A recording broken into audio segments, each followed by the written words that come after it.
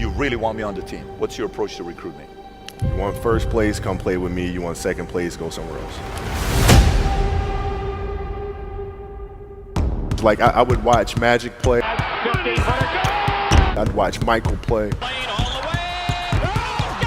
And I would see them do these unbelievable things, and I'd say, you know, can I get to that level? I don't know, but let's find out.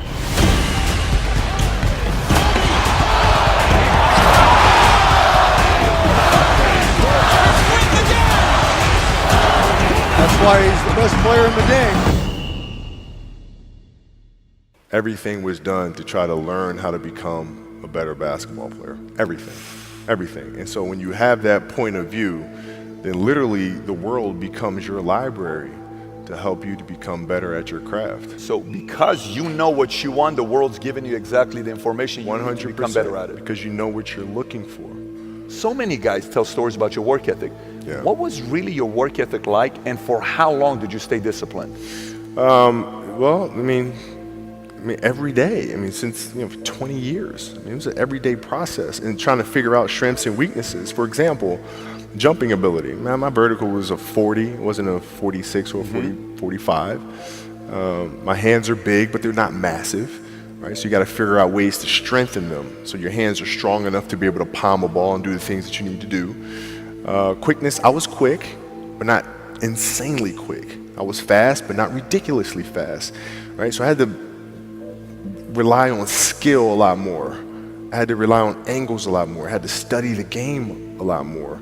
And but I enjoyed it though. So like from the time I can remember when I started watching the game, I studied the game and it just never changed.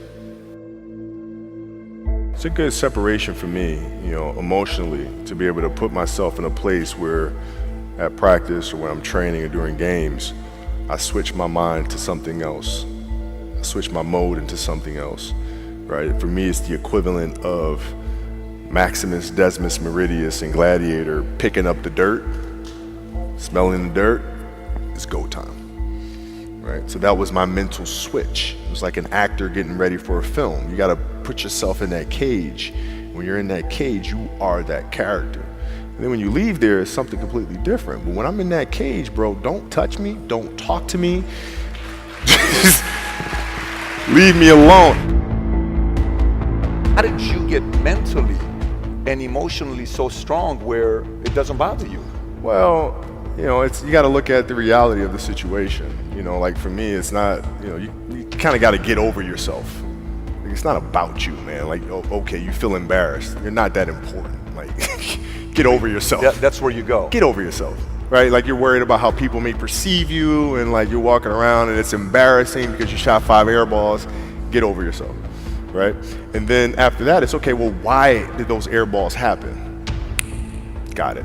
High school, year before, we played 35 games, max, right? Week in between, spaced out, plenty of time to rest. In the NBA, it's back to back to back to back to back to back to back.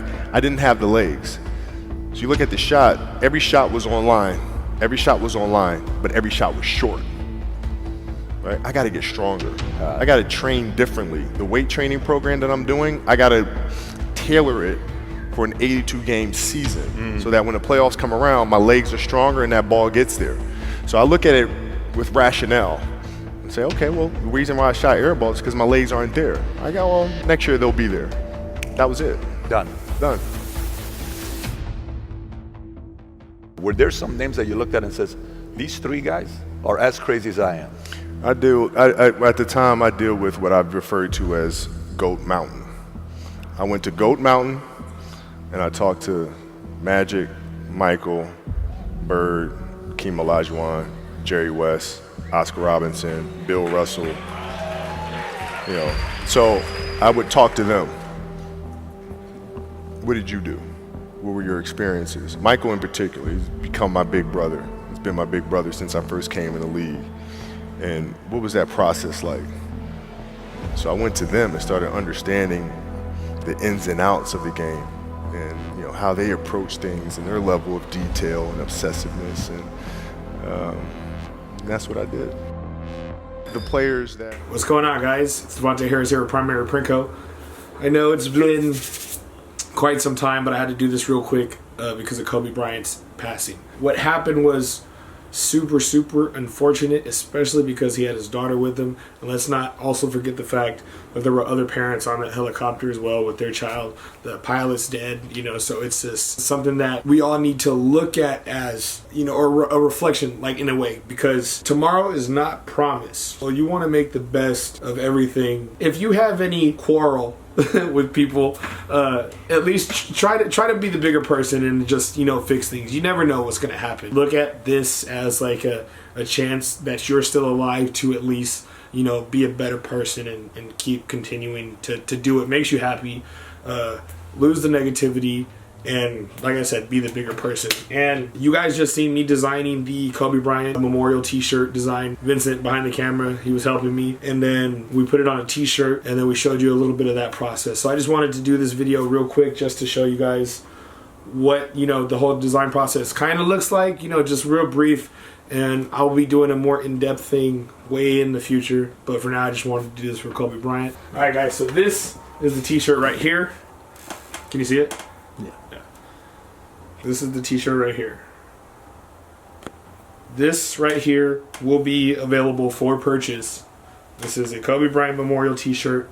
Rest in peace to a legend. To purchase that t-shirt, you can go click the link in the description down below. I'm going to try to donate more than half of these proceeds to his family. I will find a way to get in contact with them, or somebody who can at least get me in contact with them. That's the least I can do to help the family. I know he was a famous, you know, basketball player, but doing something or paying it forward, it's always helpful. That's it, guys. I hope you guys liked the video. I know it's been a while since you've seen me. I will be doing more videos. I have help also, which is cool. It's just super great. I'll be putting out more content soon. We're just going to keep moving forward in 2020. So thank you guys for watching. Like, favorite, subscribe, comment, share this video. You know, somebody else may want to see the process of how a shirt is made. Just, you know, a little brief interval of it. Thanks, guys. You're awesome. And keep doing you.